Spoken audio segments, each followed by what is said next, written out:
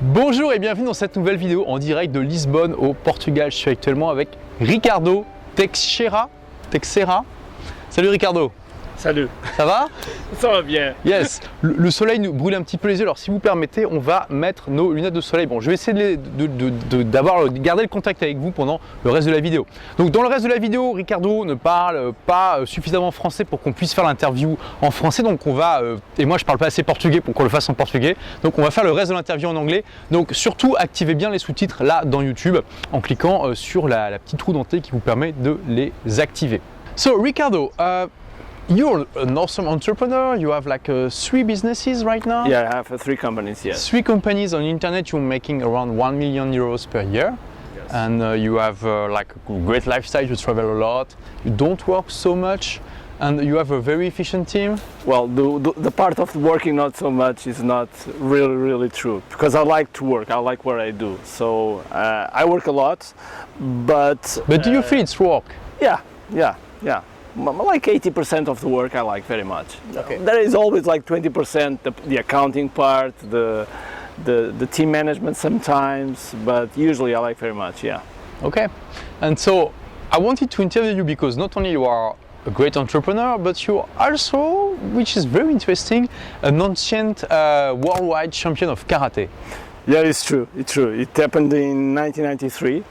I was 20 years old and I was world champion in what we call senior. But to be senior, we had to be 21 at least. Okay. So I was like pre-senior, but nevertheless, I was world champion and I was the first Portuguese to be that, yeah. Yeah, the first Portuguese in the world to be worldwide champion. Yeah. And you share with me very interesting stories about how you became a worldwide champion, because it was not easy, of course, obviously. Well, it's not easy, and it was a long way. Like I shared before in offline, myself, I had a problem with my hair. So my hair fell when I was 9 years old, around 9 to 11. And I was already passionate about martial arts. So it gave a big excuse to train. So I began my training, and it was a long training because in the beginning I was very clumsy. I was not good enough. I didn't have the skills and I didn't have the talent, the natural talent. I had to build myself to get that talent. And of course I had the will behind me to get it, but because I had a great master, and that makes the difference in martial arts and in life, of course.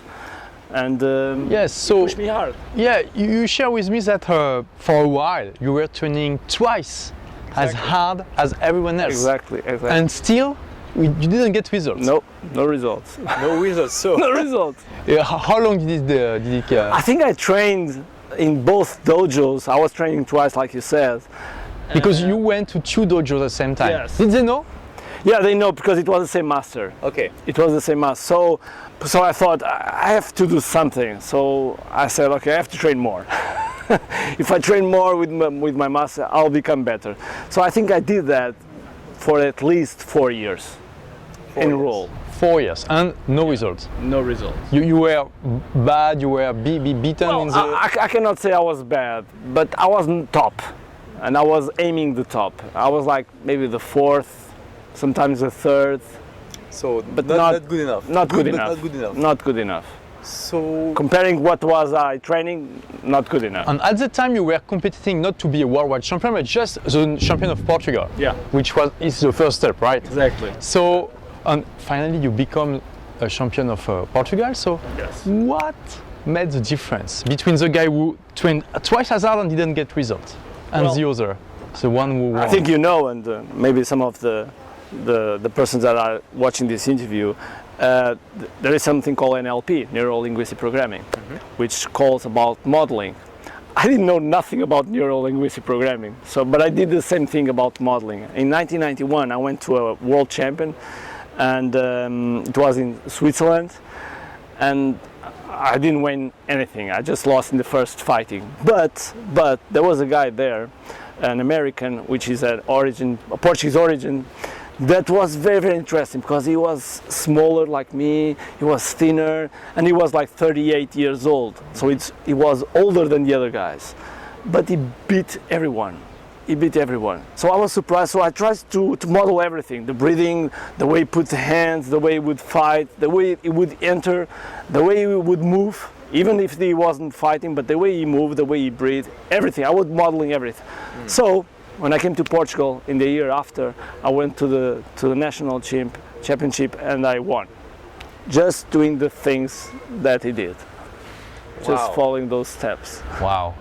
So I think we can summary what you told us. Like first you saw that someone who were had the same body as you could make it. Yeah. So it was like a breakthrough for your mind. Connection, immediately connection. Yeah, you were thinking, oh, if this guy can do it, I can do it. Exactly. And it was like a proof. Yeah, and more, he's older than me.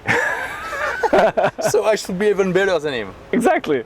He's older than me. He has more than like 18 years or 19 years, I think. Yeah. Yeah, so or 20. Yeah. So like I have more strength than him for sure. So interesting. Yeah. And then you also watch him very closely and decided to model everything he did. I mean, a lot of things he did, and it made the difference. Yes, it makes big difference, huge difference. And I also did something that is very important. I just got out of my comfort zone and I went and speak with him. I tried to speak a little bit with him. I tried to find out what he did, what he was doing, the way he was training, who he was training with, and so I found a few things that make a tiny difference, but a huge difference in a medium. How can I say? In a medium time in the future. So it was like a right results immediately, but results in like a few months. It should come up with a big result like it did. So Tony Robbins says that often the difference between being good and being great is 2 millimeters. Exactly. He speaks about like the little things that makes a big difference. And what is the case? Completely. It was like completely. It was like tweaking few little things because I had the technique. I trained a lot, so I had the technique, but I missed the mindset and I missed a few things that was very important to make the difference between good, very good, top and outstanding, and I was only good. So that was the main difference, those trick things. And it's a meeting with this guy who taught you. Yeah, it was a breakthrough. It was a breakthrough because he said to me, I don't care who I have in front. I don't care. I just make my moves. I don't care his moves. I just play my game. Yeah. And you were not shy about talking to him and asking him questions? Well, we are always a little bit shy when comes. He was already a world champion. He was already, I think, twice world champion. So it's always a little bit intimidated. But I found a little bit rapport, even though I didn't know nothing about rapport. But I found that he was from Portugal. His origins, his father was from Portugal. So he was American, but from Portugal origin. Yeah, his fathers were his parents. Yeah. Okay. Yeah, his father and his mother was from Portugal. So it helped you to talk to him, like, hey, I'm from Portugal. Exactly. I just start from there. So it's not rocket science, huh? Like you said, we are always intimidated when we see people that had the achievement we are aiming for, but we can talk to them. It's nothing. You just, hey, I'm from Portugal. I know your father is from Portugal, and it's a start of conversation. I just thought, well, no, it's guaranteed. If he says no, it's something that is already guaranteed. So why not try it? Yeah. And it made all the difference. Yeah, huge difference. Then we became friends. Then he helped me a little bit also. He became your mentor. Yeah, he became one of my mentors in martial arts also. And also he's an entrepreneur. So really? Yeah. So he also talk to you or share with you, maybe not intentionally? Yeah, and he was, at the time he didn't have his own company. He was a salesman, and he was one of the best salesmen in New York. So in the state of New York, and it's a huge achievement because, as you know, New York is big. It's very competitive. Yeah. So, and he was thinking in having his own company, which he did. Yeah, which he did. Great. And so it was the first step. You became a national champion of Portugal. So how many times were you a champion? 3 years in a row. 3 years in a row, and you were aiming to be a worldwide champion. Yeah, I didn't think about that at the time, but my master always wanted his students to achieve more than he did, and I'm grateful to have because my master was my first role model as a teacher, as a person, and as a martial art guy, and as an entrepreneur, because today he's a very, very big entrepreneur in Portugal. And so he put that in my mind. He put the seed, like it is possible. It is possible to get there. So I was invited because he put the word so I can be invited to go to and be what we call a uchidashi. Uchidashi is like a disciple of a Japanese master. And it happened. So I was invited, and I didn't have any money because I was studying, and I was teaching also martial arts to pay the studies. And the invitation came and I thought, yeah, I have to go. I don't have the money. Don't care. I will find a way. So what I did, I had a collection of comic books. Yeah. The Marvel, Iron Man, Spider-Man, all those. And I had a huge collection. So I sold that. I made some money with that. And I had also a motorbike that I sold. I got the money and I flew to United States. Wow. Yeah. So you sold some stuff you were like attached to, right? Yeah, completely. It was attached. kind of a sacrifice. Yes, it was. Yeah. Yes, it was. Yeah, but you knew what was most important in your life. Yes. And it was definitely not the Marvel. No, because something in my gut felt that would be the moment that would be like a big change, not only for martial arts, but as a person also, as a person that I want. Because I didn't say, but when I was 9 years old, I saw a Sinclair, a Spectrum, which is a computer that... Yeah, like a very old computer. Very old, very old. And when I saw that, I became like passionate about it. And I thought, someday I will have something related to this. And I don't know why, but on that date when I was invited, that came to my mind. It was like, okay, I think it will help also to my life and to my future. So I just flew and went there. And I stayed there for 3 months with my Japanese master, and it was one of the best months of my life. I cannot say that in the beginning, if I was in that moment, I wouldn't say what I'm saying now, because the first days it was very, very hard. It was very hard. But I understand why it was hard, and the experience was highly motivated. And when I came, the world champion was in the year after, and I became world champion. So the training of this Japanese master help you like a lot becoming a worldwide champion. So what was the difference? What did he teach you that you apply and made the difference? Well, one of the things is he cut it completely my limit beliefs. Because we always have some limit beliefs that we cannot do it, it's difficult, the word of no, and because we are Latin, and the Portuguese people have always the word no in their mouth.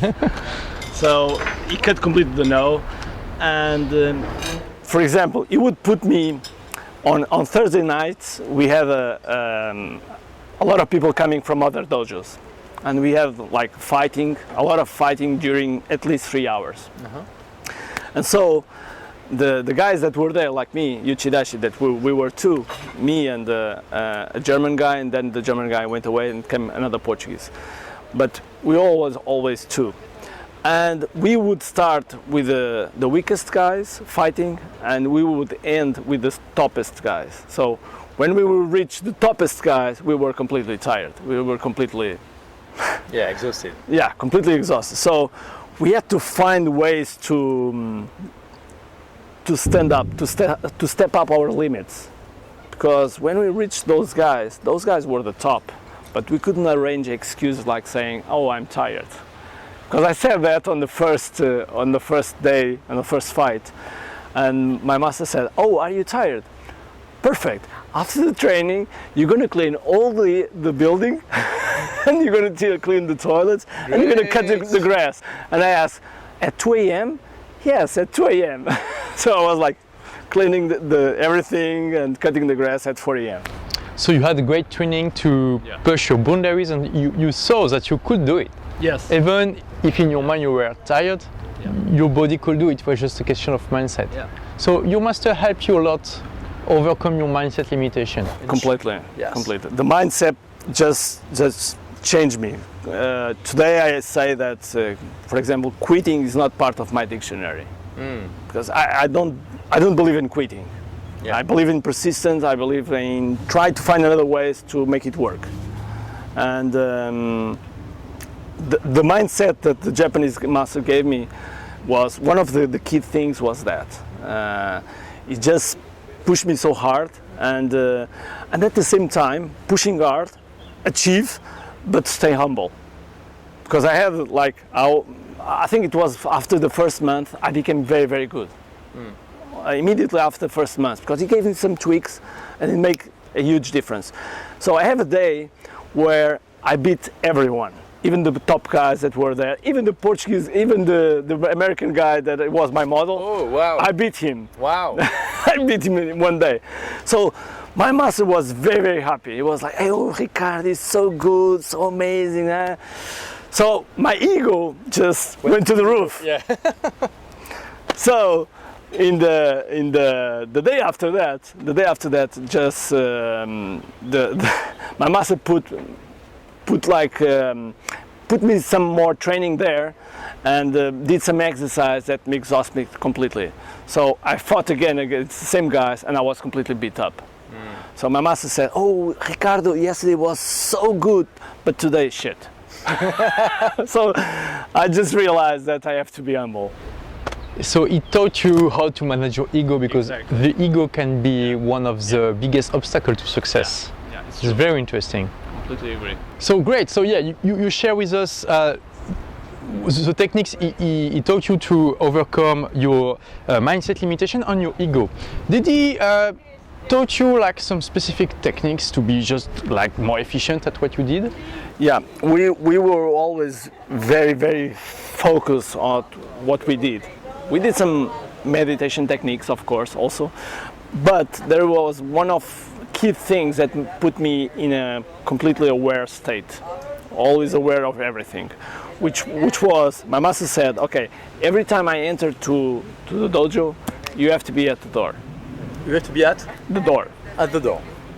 Yeah, my master told us that you have to be always at the door. It doesn't matter what time it is, 2 a.m., 5 a.m., 4 in the afternoon or 9 at night, you have to be at the door when I arrive. But the dojo was huge, right? Yeah. Like, so how could you do it? Well, that worry that put us in our mind. Because what would happen if you don't, We would, if you're not at the door? we were a very, very challenged day, for sure. Okay. A lot of work, a lot of manual work, like the same thing, cutting grass, painting something, almost like Karate Kid. Karate Kid. Yeah. With Mr. Miyagi, like turning the guy almost the to same paint thing. his barrier. Yeah. Yeah, that image came to my mind when I was there. So we became very, very, very sharp on that, and that helped me a lot to see people, to observe people, to be aware what is happening, to team management, to a lot of things that kind of awareness gave me in terms of personal side. Of course, the fighting part, huge, but All the mindset, ego, the mindset, managing, and awareness everything. gave you a lot. Yeah, I think the word is mindset. The mindset completely changed, because the mindset is the sum of everything, like awareness, to be stronger, not quitting, all those things. So it was amazing. Yeah. Wow. So it was a few years ago, and now you're an entrepreneur. I mean, you were like a school teacher for karate for years. Yeah. You told me you had a school with a 400 Yeah, I students, almost right? reached 400 people. My God. All right. Yes. But now it's a bit behind you, even if you're still practicing. But you're an entrepreneur. So Yep. what how did everything from karate makes you a better entrepreneur now? Well, it makes a lot, because as an entrepreneur we have a lot of failures. We also have failures, and it's very easy to not to be motivated and to feel that the world is against us, and or the things are not working at the same time, and we are doing things and the things are still not working. Like the same as me when I was training and not working, but suddenly it clicked. And I believe that in entrepreneurship I also have the same thing. I have a lot of failures, and but then the things start to get it right, and so it helped me a lot to make that kind of mindset, not quitting, and at the same time to find always the models, like I did with Alex, to find always models that I can copy, that I can also apply those rules, because like Tony Robbins says, success leaves clues, and that is very, very true. And but I think the main thing is not quitting and the persisting, and of course learning is either you win or either you learn, not lose. Or either you learn, yeah. Yeah. That's one of the key things. So learning and persistence. Yeah, learning and persistence. That's the main. Of course, then you have a lot of things that is important that helped me a lot. To be a teacher in a school like martial arts, it gave me a lot of training how to manage a team, how to because I managed my team in a different way. I managed my team almost like a dojo, because the dojo have some rules, some ethical rules that you have to apply, and also the respect between people, all that philosophy I transport also to my company. That's my company called Kamai. And Kamai, Kamai. And Kamai is a Japanese word that means to be alert. It's a position of guard. It's a position of being alert. Very interesting. Of vigilance. Yes. So I just transport that to the company also. Well, awesome. Thank you for sharing this amazing story. As you can see, I mean, there is a lot of things that you can take as an entrepreneur. You don't have to become a worldwide champion of karate or kung fu or anything else, but you can see that to be very good at what you do, you have a lot of things in common in whatever field you are. Even if you are an entrepreneur in, I don't know, food, or or you want to create a startup, or you're a blogger, when you want to be very good, you have to manage your ego, to have a great mindset, and to learn specific techniques to be better at what you do, no matter what. And Ricardo, he knows what he's talking about. I mean, he had been a champion, worldwide champion, and not a lot of people can say that in the world actually. So I hope you paid a lot of attention to what he said. Obviously, if you're still watching this video, it's because it was interesting for you. So what I would ask you now is to choose one thing you want to apply right now in your life, and apply and test it to see if it works for you. Because if you don't choose anything you will apply in your life, it was just this video was just intellectual masturbation, which is like pleasant but not very effective. So thank you for watching. Thank you, Ricardo, for sharing this with us. Donc en complément, eh bien, vous êtes libre de recevoir le livre mon livre Vivez la vie de vos rêves grâce à votre blog en cliquant sur la couverture qui apparaît à ce moment même dans la vidéo. Vous me laissez votre prénom et votre email, je vous envoie le livre immédiatement. Ça vous enseigne d'autres techniques, d'autres méthodes pour créer et ou développer votre business en ligne, et cliquez aussi sur le bouton pour vous abonner pour ne louper aucune des prochaines vidéos, puisque la plupart ne sont publiées que sur YouTube. Comme d'habitude, j'ai besoin de votre feedback. Si vous avez aimé cette vidéo, cliquez sur j'aime juste en dessous et puis partagez-la. Et en complément, eh bien, je vous propose d'aller voir cette vidéo qui va apparaître juste après ma tête. Merci d'avoir regardé cette vidéo. À bientôt pour la prochaine. Au revoir.